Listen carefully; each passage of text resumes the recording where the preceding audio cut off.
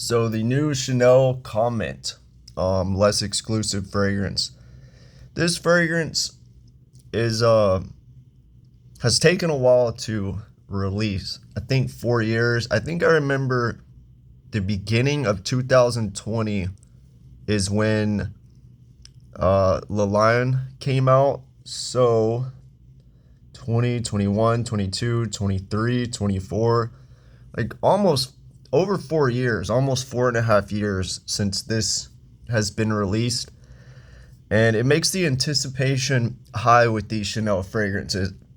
I respect that they don't release that many because they keep them. If they release, two or three fragrances every year, it would add up. I mean, it's doable. Frederick Malle does it, and I think it's fine. But, they keep these for a long time. It's rare for these less exclusives to get discontinued.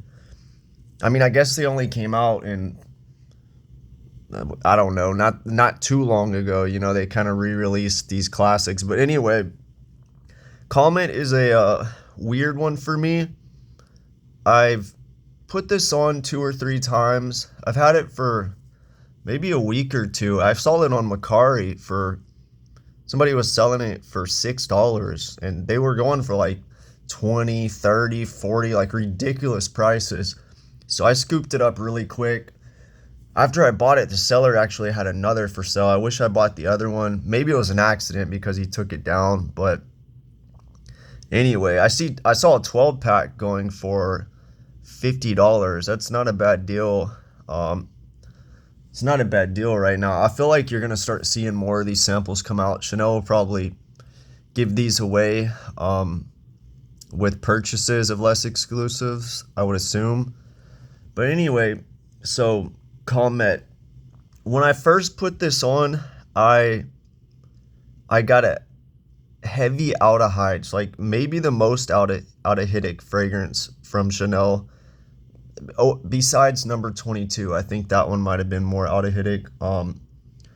And then a little bit of soapiness, started drying down, and I got a little bit of it's kind of what the notes list. I got a little bit of iris, a little bit of like powderiness, maybe from an almond note or something.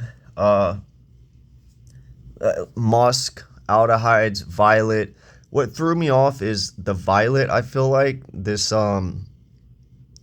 purpley, powdery violet. I'm just not the biggest fan of that. Frederick Malle, Acne Studios did that, and yeah, there's some comparisons to these fragrances. They're different. I'll talk about it, but yeah, aldehydes on the opening, and then a little bit of soapiness, a little bit of powderiness, a little bit of musk with that violet candy. It dries down, kind of sweet. It's not overdone sweet, but for a Chanel fragrance, I would say the sweetness is in there.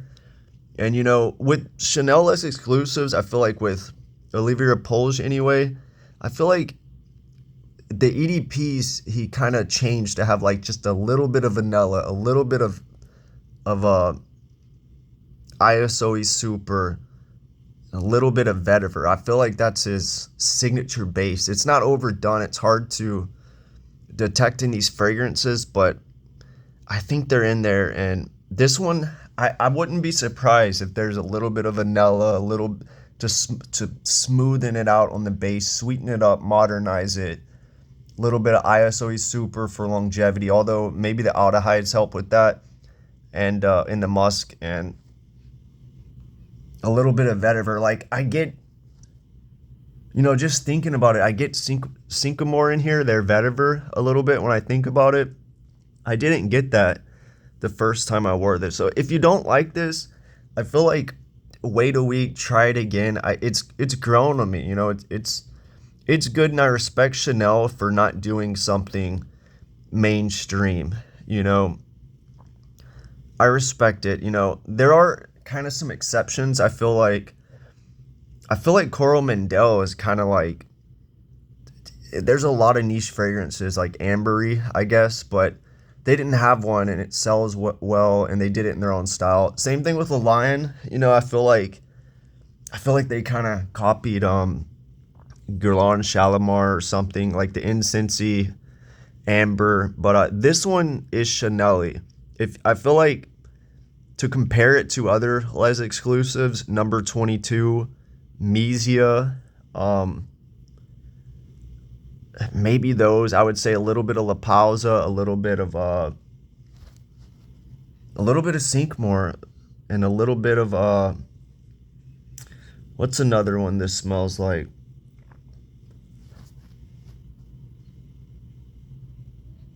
Yeah, Misia, Sycamore,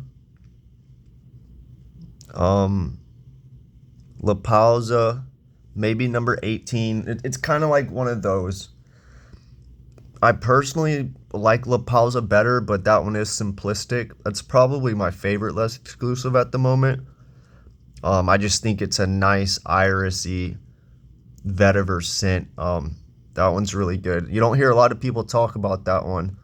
I would try that, but yeah, this one dried down after the aldehydic opening to a soapy aldehydic violet candy, sweet, musky, heliotrope, all those. And then on the dry down the first time I wore it, I just basically got aldehydes and violet candy with all the other notes they list, just a little bit of each one.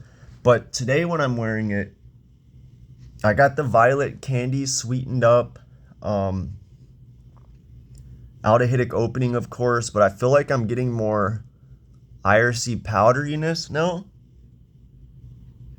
Like, I don't know, it's pretty well blended actually. I'll have to keep wearing this, but I wanted to try to get my thoughts about it out. I'll update it.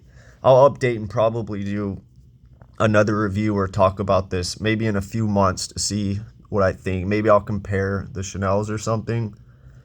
But it's good. I think if you like Chanel Les exclusives, you're going to like this one. It's not one of their amberies. It's not Bel Respiro. You know, that's like a light green one. It's not overly simplistic, but it's not overly done either. And I feel like it's well blended. For me personally, I feel like maybe it's a little aldehydic, a little violety. But right now I'm not getting that too much. But I guess that's what makes it kind of Chanel-y.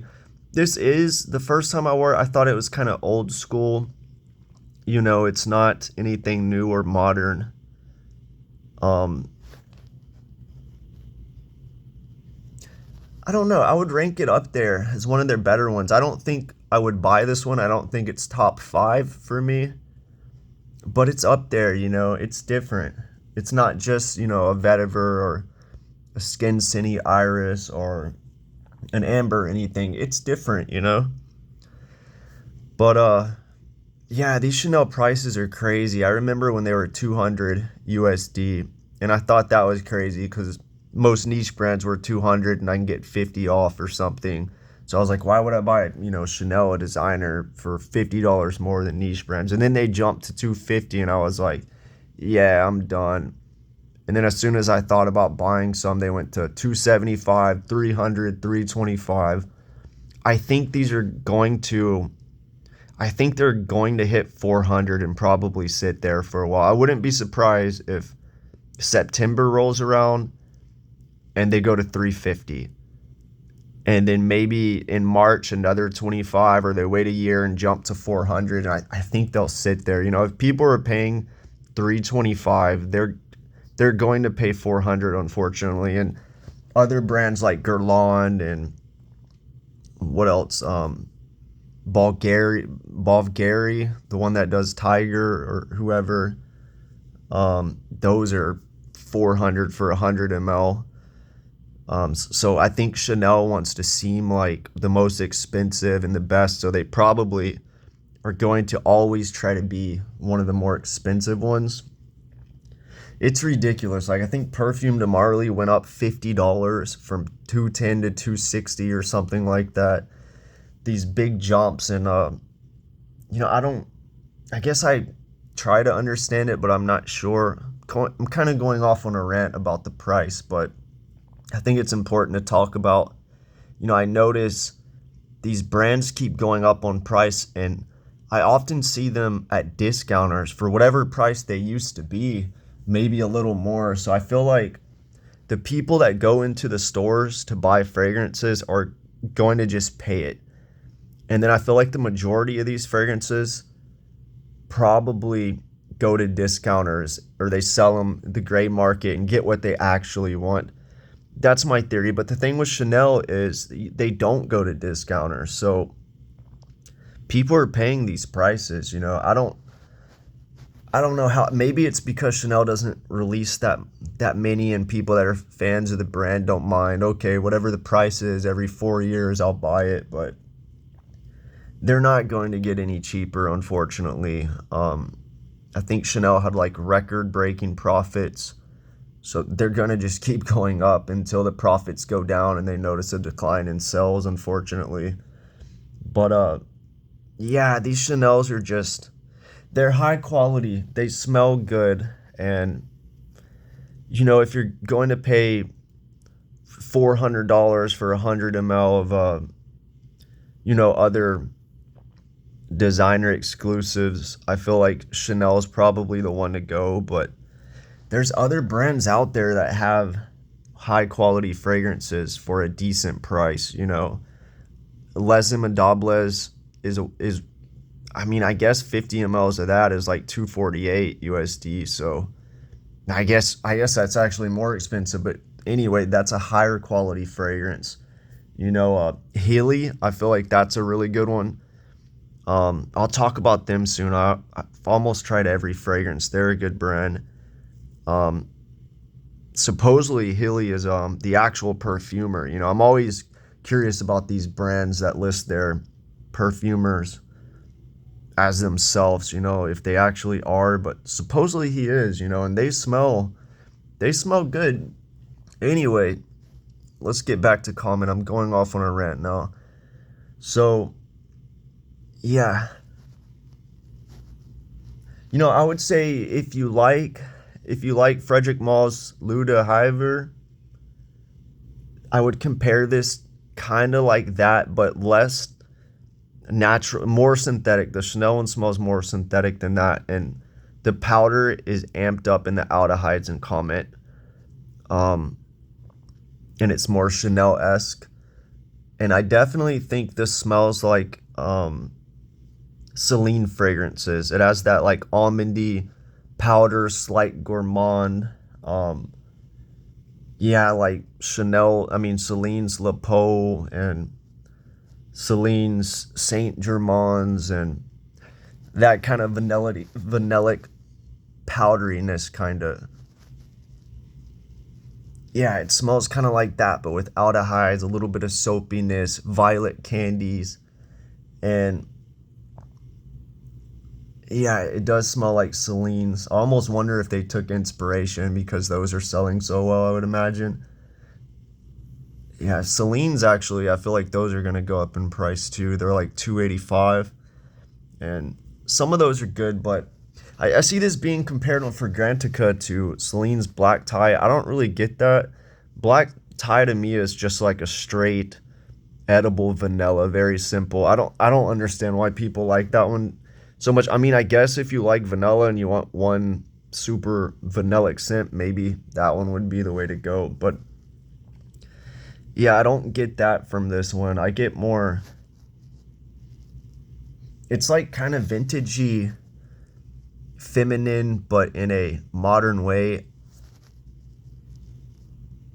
Yeah, if I had to pick a gender, this would probably be more feminine, but I don't see a problem. Anyone could wear it.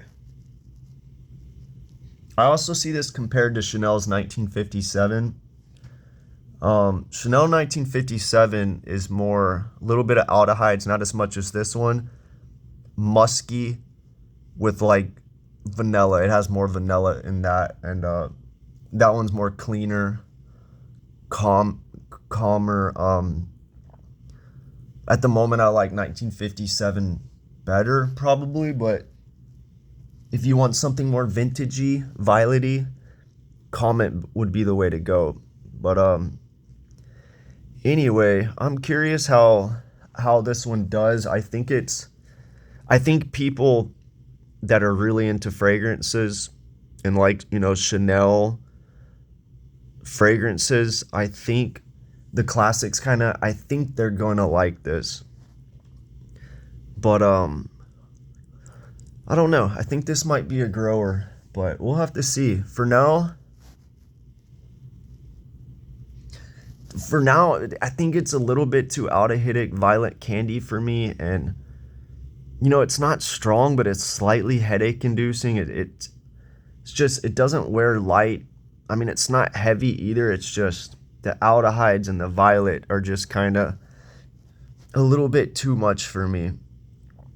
But yeah, I'm interested to see other people's reviews of this. I feel like they're going to be mostly positive. I don't think this will be popular in the mainstream. I don't think it's going to be a hit like Coral Mendel or anything, but yeah, I think it's a nice addition. Let me know what you think if you tried this one.